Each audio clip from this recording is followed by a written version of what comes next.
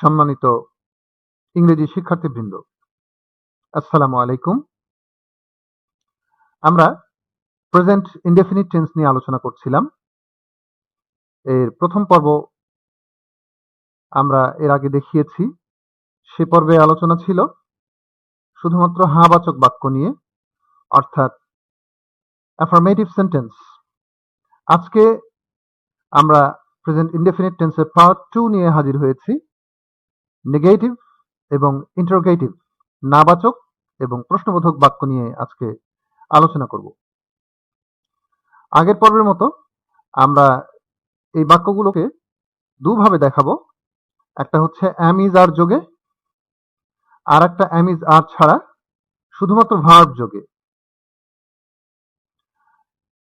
এই যে এখানে লিখে দিয়েছি, অ্যাম ইজ আর যোগে আর এক ধরনের বাক্য ভার্ব যোগে। প্রথমে দেখি অ্যাম ইজ আর যোগে নেগেটিভ এবং ইন্টারোগেটিভ কিভাবে আসছে। আই এম নট অথবা I am not an engineer. You are not, you are not, you aren't Salam's brother. তিনভাবেই বলা যায় বা লেখা যায়।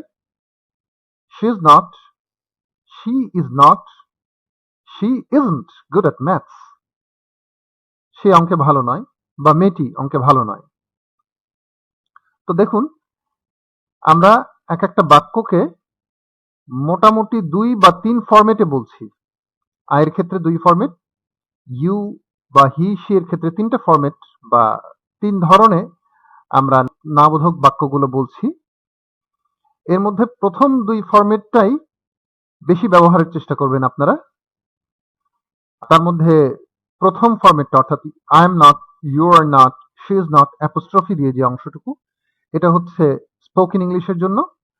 আর ভেঙে ভেঙে যেটা বলা হচ্ছে, I am not an engineer, you are not Salam's brother, she is not good at maths, এগুলো হচ্ছে রিটেন ফরম্যাট।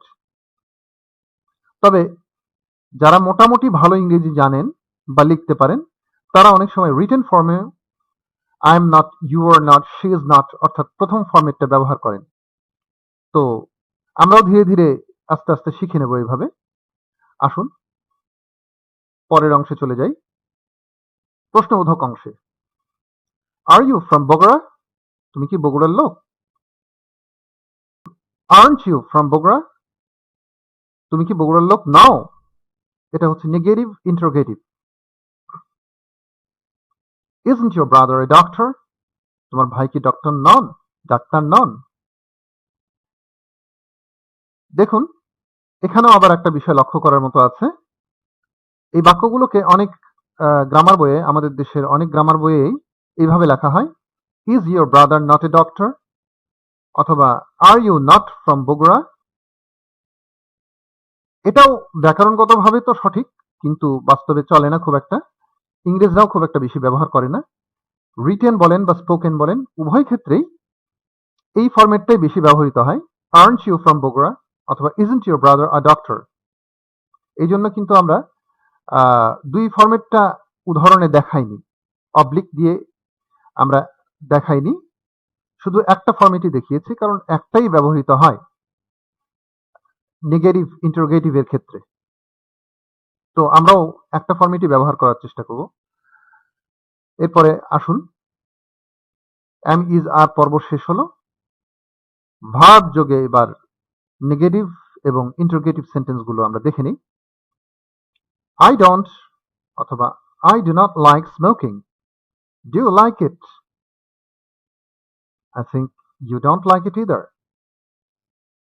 আমি ধূমপান পছন্দ করি না, তুমি কি পছন্দ করো? আমার মনে হয় তুমিও পছন্দ করো না। তো একটা জিনিস এখানে খেয়াল করার আছে, এখানে কিন্তু ডু কথাটা এসছে নেগেটিভ বাক্য তৈরি করতে গিয়ে। তো এটা খেয়াল রাখতে হবে, যখন ভার্ব যোগে আমরা বাক্য গঠন করছি, লাইক ভার্বটা এসছে, আই ডোন্ট লাইক।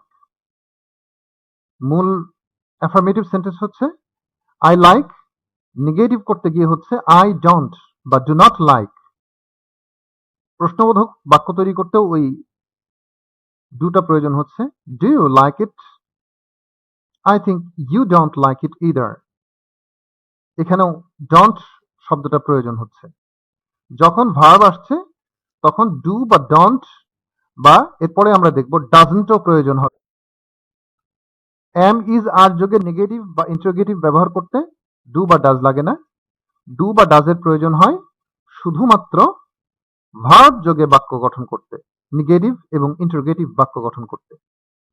তো এখানে আর একটা জিনিস আমরা বলে দিই, you don't like it either, আমার মনে হয় তুমিও পছন্দ করো না। এই যে ইদার শব্দের ব্যবহারটা খেয়াল করি, এখানে আমরা বলতে পারতাম you also don't like it, তুমিও পছন্দ করো না। তো ওটাও সঠিক, তার সাথে আমরা এটাও জেনে গেলাম, শিখে নিলাম you don't like it either. এবার দেখি ডাজ নট বা ডাজন্ট এর ব্যবহার। রাইস ডাজন্ট অথবা does not grow in cold climate, শীতল জলবায়ুতে ধান জন্মে না। এখানে ডাজন্ট বা ডাজ নট এসেছে। Do you like flying kites, তুমি কি ঘুড়ি উড়াতে পছন্দ করো? Does your father work in a hospital, তোমার বাবা কি হাসপাতালে কাজ করেন?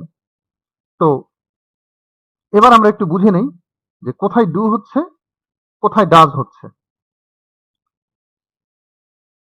আমরা নোটে লিখে দিয়েছি যে আগের পর্বে যে সমস্ত ক্ষেত্রে ভার্বের সাথে এস বা ইএস যোগ করা হয়েছিল সেগুলোর ক্ষেত্রে নেগেটিভ এবং ইন্টারোগেটিভ সেন্টেন্সে ডাজ হয়েছে। অর্থাৎ একটু পরিষ্কার করে বললে আই, উই, ইউ, দে অথবা যে কোনো বহু বচন থাকলে আমরা ডু ব্যবহার করব, তা নইলে ডাজ।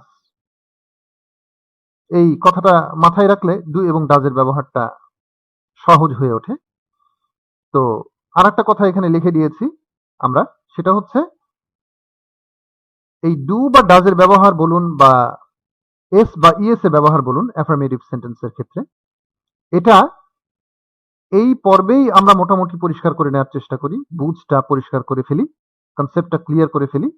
না হলে পরের অংশগুলোতে, পরের পর্বগুলোতে কিন্তু আমরা এই ডু ডাজের ব্যবহারের উপর খুব জোর দেব না, শুধু উদাহরণে আপনারা মাঝে মাঝে পাবেন কিন্তু ব্যাখ্যা পাবেন না, কাজেই বুঝতে সমস্যা হবে। কাজেই আপনারা এই পর্বেই এবং এর আগের পর্ব মিলে এই দুটো পর্বের মধ্যে ডু বা ডাজ এর ব্যবহার, এস বা ইএস এর ব্যবহারটা পরিষ্কার করে নিন। তা নইলে সবশেষে লিখে দিয়েছি দেখেন, তা না হলে পরবর্তী পর্বগুলিতে আপনি ক্রমশ পিছিয়ে পড়তে থাকবেন। কাজেই এটা পরিষ্কার করে নিন। এবার আসি আমরা WH কোশ্চেনে। হুজ পেন ইজ দিস, এটা কার কলম? How far is Rangpur from here, Rangpur এখান থেকে কত দূর? When you get up in the morning, তুমি সকালে কখন ওঠো? Who wants another coffee, কে আর এক কাপ কফি চায়? এই বাক্যটা আমরা কোনো অনুষ্ঠানে ব্যবহার করতে পারি, যেখানে চা বা কফি এক কাপ খাওয়ার পর আর এক কাপ কেউ চাচ্ছে। আমরা বলতে পারি Who wants another tea, Who wants another coffee. How do you spell your name, তোমার নামের বানান কি? What makes you laugh, তুমি হাসছো কেন?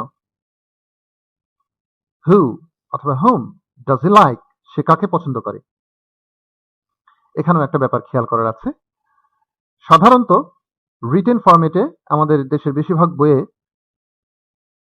বলা থাকে whom does he like, কিন্তু আমাদের জানা দরকার যে প্রচলিত ইংরেজিতে, সাধারণ ইংরেজিতে whom does he like কথাটা বেশি ব্যবহার হয় না। এটাকে ওরা বলে ফর্মাল ইংলিশ, অর্থাৎ খুব একটা বেশি চলে না। who does he like কথাটাই বেশি চলে। কাজে আমরাও both written and spoken, written এবং স্পোকেন উভয় ফরম্যাটেই who does he like ব্যবহার করব। হু এর একটা মানে তো কে, এখানে হু এর আর একটা মানে হচ্ছে কাহাকে। who does he like, সে কাহাকে পছন্দ করে বা কাকে পছন্দ করে। who do you want, তুমি কাকে চাও। এইরকম ব্যবহার আমরা শিখে নেওয়ার চেষ্টা করি এবং নিজে নিজে ব্যবহারের চেষ্টা করি। সম্মানিত ইংরেজি শিক্ষার্থীবৃন্দ, আমরা আশা করব প্রেজেন্ট ইনডেফিনিট টেন্সের বাক্যের গঠন সম্পর্কে মোটামুটি আলোচনা এর মধ্যেই চলে এসছে। এর পরের পর্বে আমরা আরেকটা গুরুত্বপূর্ণ বিষয়ে জানব ইনডেফিনিট টেন্সের উপরই। সেটা হচ্ছে ইনডেফিনিট টেন্সের বিশেষ কিছু ব্যবহার। আমরা কিন্তু এই পর্বে যেটা জেনেছি সেটা হচ্ছে সাধারণ একটা বা দুটো ব্যবহার এবং বাক্যের গঠন। আগামী পর্বে, তৃতীয় পর্বে ইনডেফিনিট টেন্সের বিশেষ কয়েকটা ব্যবহার জানব, যেটা আপনারা আমাদের দেশের বইগুলোতে, সাধারণ গ্রামার বইগুলোতে খুব একটা বেশি পাবেন না। আমরা যে বলেছিলাম যে আমরা স্পেশাল, এই স্পেশালের স্পেশালিটিটা আগামী পর্বে আমরা কিছুটা বোঝানোর চেষ্টা করব। আশা করি আপনারা আমাদের সঙ্গে থাকবেন। সবাইকে ধন্যবাদ। খোদা হাফেজ।